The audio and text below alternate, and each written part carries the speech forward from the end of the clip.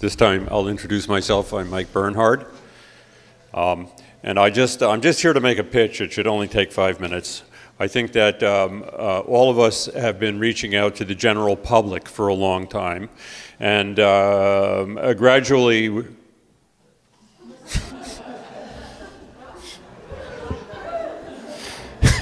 and gradually we realize that even in terms of outreach, we have to have some kind of strategy. And I think that where we're weakest, and I want to make sure that everybody starts to work on this, is that we're weakest in being able to reach to people who have already leased their land, and to people who are tagging along in landowner coalitions.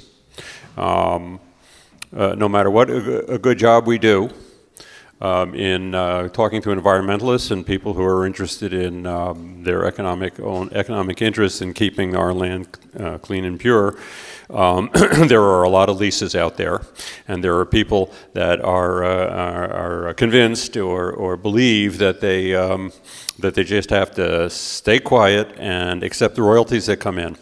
I think it's time for us to plan direct outreach to people who are leased, and we have to reach below the level of the leadership of the Landowners Coalition and go get those people to be our allies. The people who are already leased should take their money. They've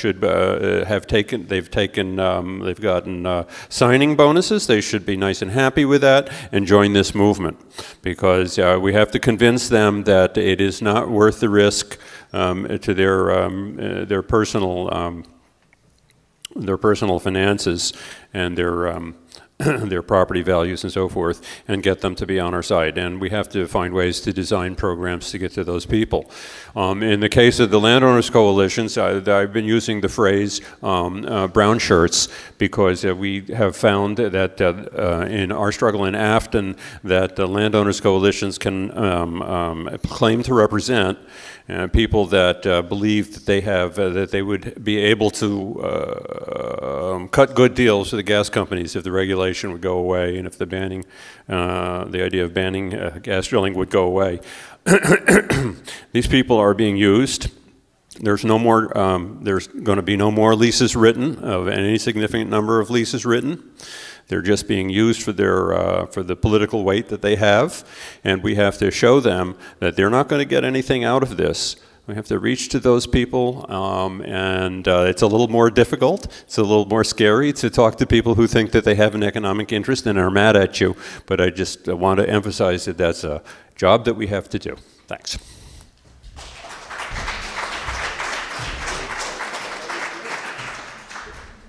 Hi, my name is Laura Sheinkopf. I live in Brooklyn, New York, and I work with a number of different groups, and I'm really excited to see a lot of you again.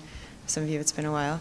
And I'm organizing with this group, mainly called the Safe Water Movement, which is just a grassroots coalition of people that I've, with a number of other people, helped to start moving around in New York City, pushing for a ban. And we started organizing because we found that there wasn't a unified voice for a ban coming from New York City. So just some of the things I wanted to talk about are the power that we have in New York City. In New York City, we don't have land that could be leased. We have a lot of people. We have a lot of power. We have a lot of money. Not all of us, but in the city there is a lot of money. And we have a lot of energy among people. And we have really clean water. And everyone has really clean water in New York City because we get it from Upstate. So we have a connection to Upstate.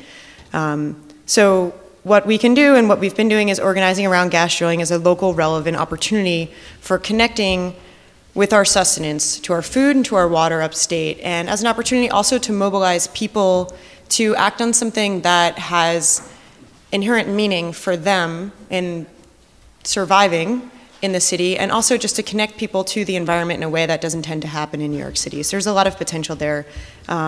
As we started organizing and pushing for a ban, we realized that it's a lot simpler to encourage people to support a ban on gas drilling and to support no drilling than it is to get people to support some complicated piecemeal regulation, which doesn't help us anyway. So we just kind of started going on the assumption that like we've been talking about, don't ask for anything less than what you want, and also don't expect less from people than they might be willing to put forth. So if we expect that people can organize from a point of solidarity and can acknowledge that we all have a shared stake in our health and our livelihoods, then that's what we bring out of people. And if we expect that people just want to look out for themselves, then that's what we bring out of people. Unfortunately, that's been happening a lot with these kind of same arguments that come from people that support regulation, that also say we can only get so much with our legislation.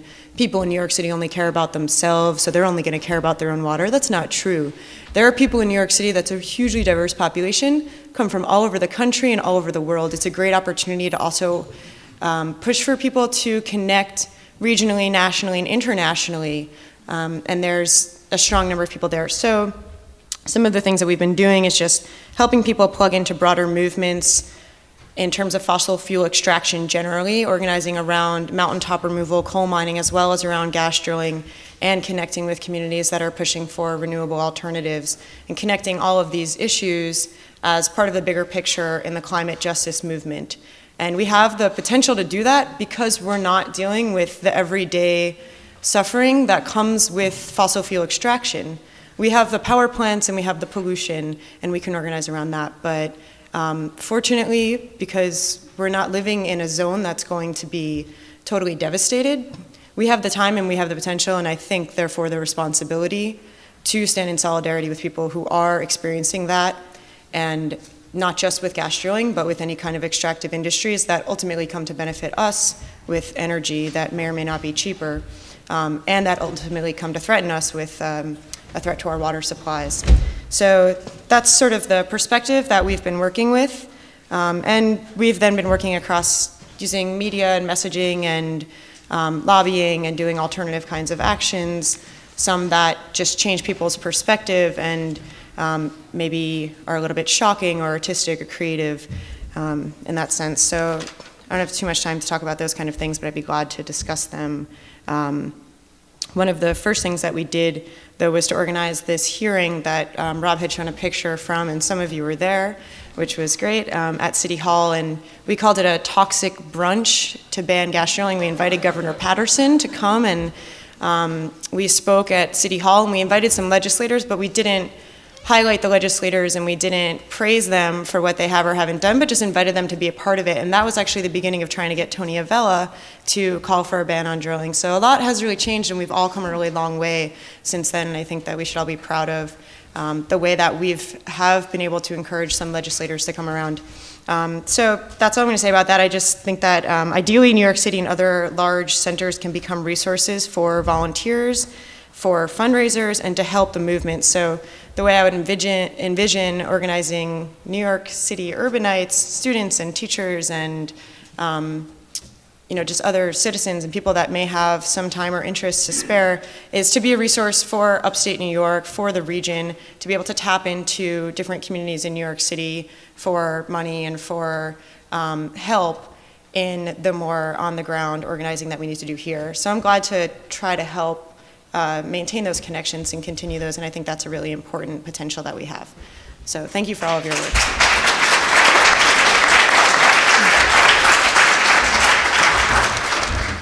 Hi.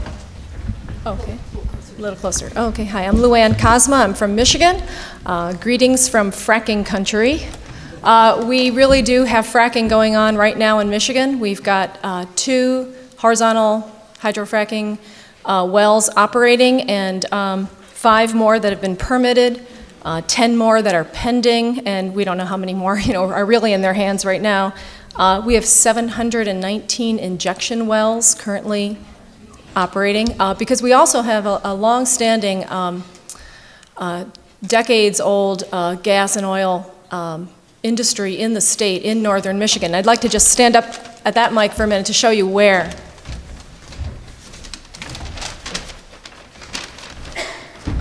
I'm a park advocate, and that's kind of my shtick and how I got into this whole issue. Thank you. Thanks, that'd be great. And I'm also a folklorist. That's what I do for a living at Michigan State. But I live in the Detroit area down here. We actually carry our maps with us. We have like this going on. So I'm down here. But this orange area up top is, you know, upper lower Michigan, the lower peninsula. There's no fracking that I know of going on in the upper peninsula and none down here. So it's mainly a northern Michigan phenomena and where, you know, a lot of our tourism industry is. I should also mention that our state's marketing campaign for the last few years has been Pure Michigan. Isn't that a great one? Yeah. So where the wells are right now, there's only two, as I mentioned. One's in this county and one's in this county. This is the one that's operating really well right now, and it's an Encana well. I believe this one is too. That one's found oil. And then the next spur of them are in these two counties over here. Thanks, that really helps. In May of last year, there was a sale, an auction sale that the state of Michigan did to auction off something like 120,000 acres of mineral rights for state-owned mineral rights, and it netted $178 million worth of gas and oil leases. I think mostly gas, actually. And then another round of leases happened in the fall, and that only netted $10 million. And that was all in this area pretty much that I showed you on the map, a few other counties too. So some of it went to conventional drilling, but I think most of it is really geared towards the unconventional.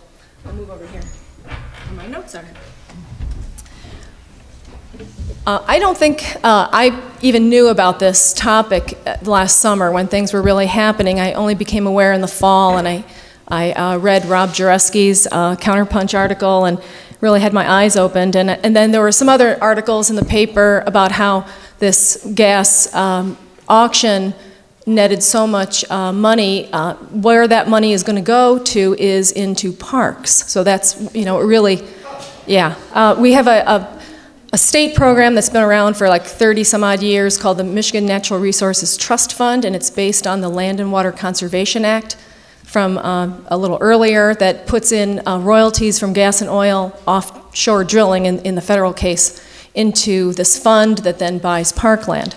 And so this money is going into there. And I've been rallying my fellow park advocates to not be in favor of fracking just because, the payoff is parks.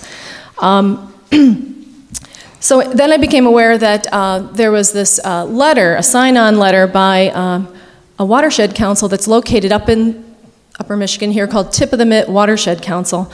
And 34 organizations, mostly environmental groups, but also like lake associations and other groups like that, signed on to this letter to our state DNR, Department of Natural Resources, asking for a handful of regulations against fracking.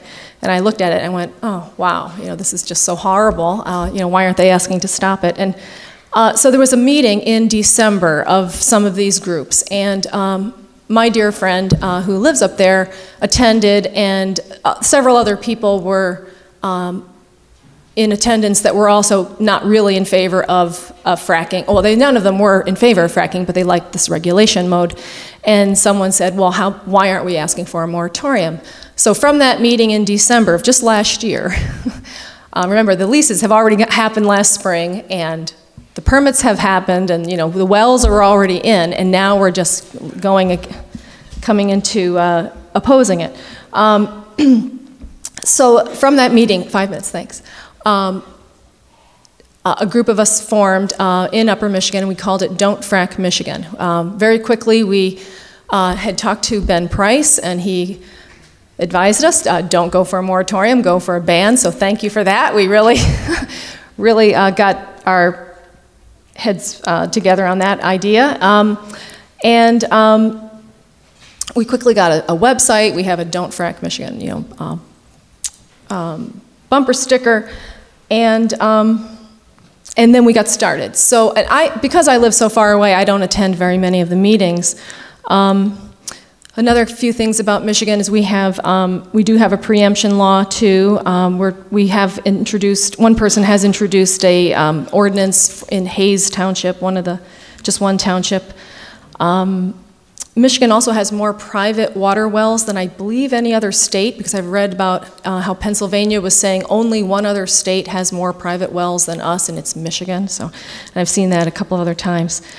So we also have a petition. We based it on NIRAD's petition and altered it a bit, so we're doing it the old-fashioned way, in person.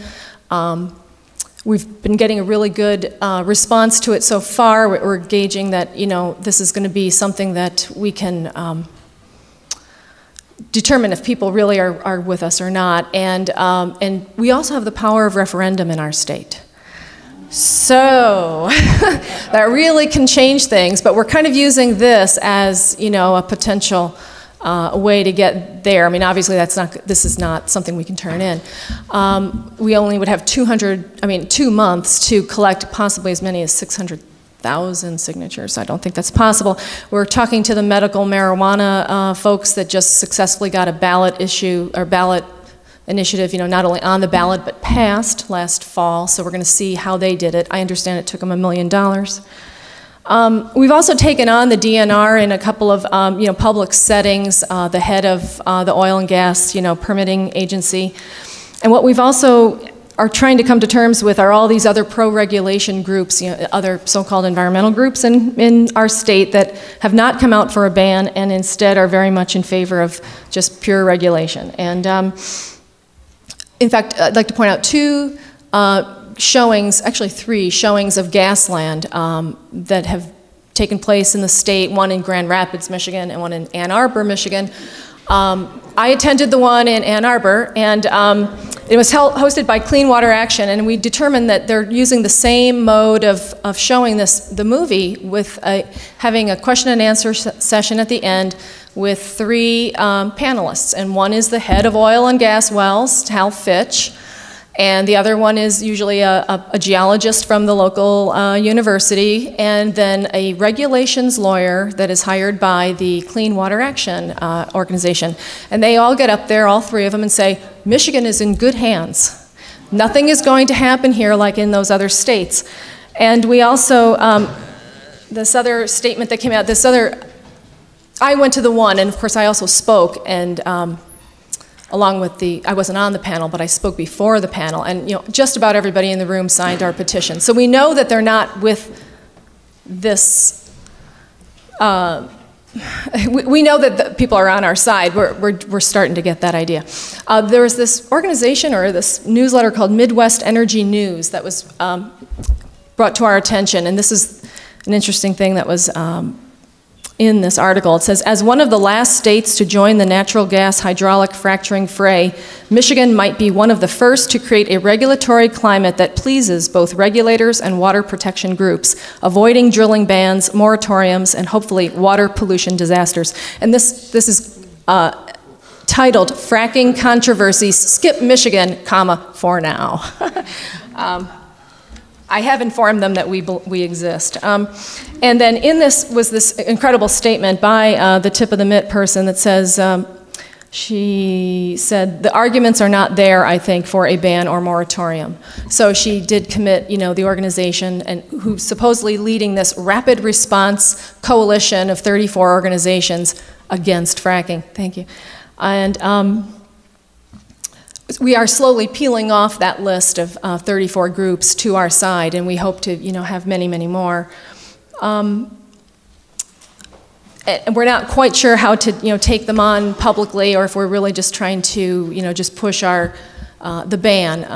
We're having some internal struggles within the group to, you know, as to what the strategy should be, and we don't really know how we're going to pull this off yet. You know, we really are looking to a lot of you. You've done so much work. You've put so much great stuff on your websites. We've been using that liberally. We have, you know, links to only the good groups, and we're just trying to, you know, catch up. We're really playing catch up, and we're trying to, you know, get op-eds in the paper. We did respond to this comment about, you know, working within the laws, and that there's no need for a ban, with an op-ed that began, and you'll like this. It's fracking, shake hands with the devil. So we do have some upstate, downstate issues too. I'm even seen within our group sometimes as, you know, kind of remote. I'm downstate myself, but that's where the population is. We've got about less than 10 million people in the whole state, and most of them live down there. In fact, all of the Upper Peninsula and quite a bit of this part of Lower Peninsula is all one congressional district. So most of the most of the people that were going to sign this petition and who might, you know, eventually vote on a ballot proposal are downstate. So we have a lot of work to do downstate, and so I'm just like one of several that have been coming forward, and we have so many coalitions to build and so much networking to do. But networking with other states, I think, has been key because, and I also, I'm from New Jersey, I should say, and I worked in the Delaware Water Gap one summer, and so I'm very aware of the Delaware River, and I had the opportunity to testify at the New York City hearing, let's see, that was March 1st, that was being held by Gennaro, and I spoke on behalf of Don't Frack Michigan and said we're having a statewide ban, and, you know, urged the city council to have a statewide ban in New York and not just have the New York City carve out. So I don't think they listened, but, you know, we don't know. Yet to be told. Also, we have all this stuff going on. I'm past my time, aren't I? You know about what's going on in Wisconsin. Well, Michigan is in exactly the same situation, if not worse. We have this emergency financial manager bill, if you've heard this on Rachel, or is it Maddow's show. And so there have been rallies in Lansing. I went to one just Wednesday and collected 100 signatures in just a couple of hours. If I had 10 people with me, we could have covered the whole group of people. The only people that didn't sign were the pipe layers with their Spectra Energy hats on. So the union workers there want this industry to, you know, really thrive. But we have, as I said, a tremendous tourism industry up there, and farms too. A lot of businesses, I think, will sign on to this idea, so we have much work to do. And I asked Sherry Fleming to come with me because I knew that so much was going on in Ohio as well. I've been involved in, again, park protection issues statewide in Michigan and beyond Michigan, including in Oklahoma, where Aubrey McClendon is destroying a state park in Oklahoma. And I'm also aware of the issues in Ohio with the governor now trying to frack in state parks there, and even to the point of wanting to sell a state park in order to frack it. So I got involved in that with a Sierra Club lawyer and the Sierra Club out there, and that's kind of how I found out about Sherry. So.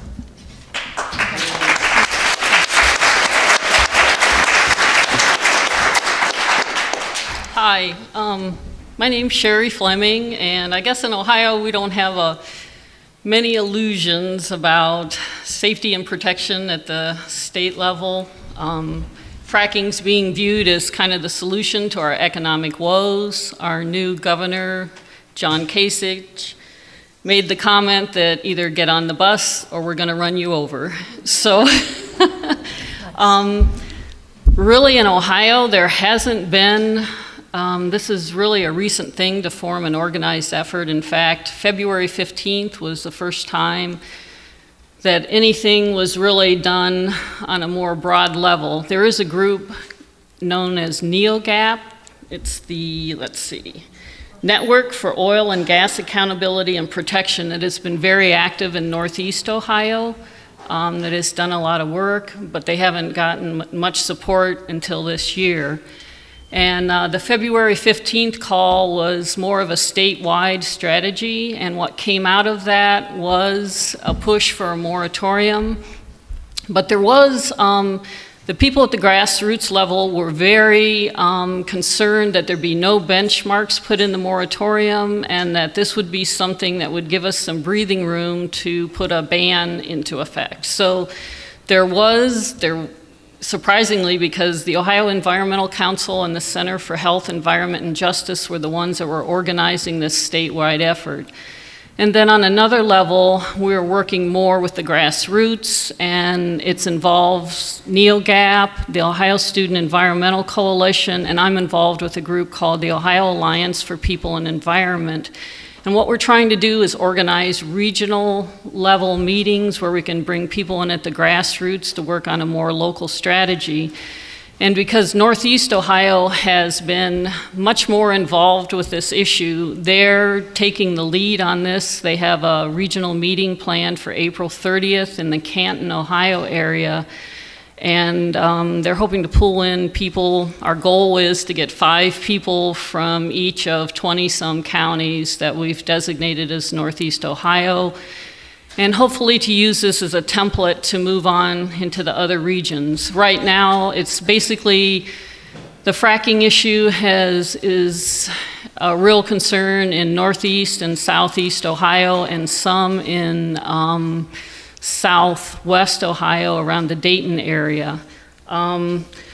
3 goals that are identified that are going to be kind of focused on at this regional meeting are, first of all, to try and educate your neighbors to keep as many people as possible from signing leases.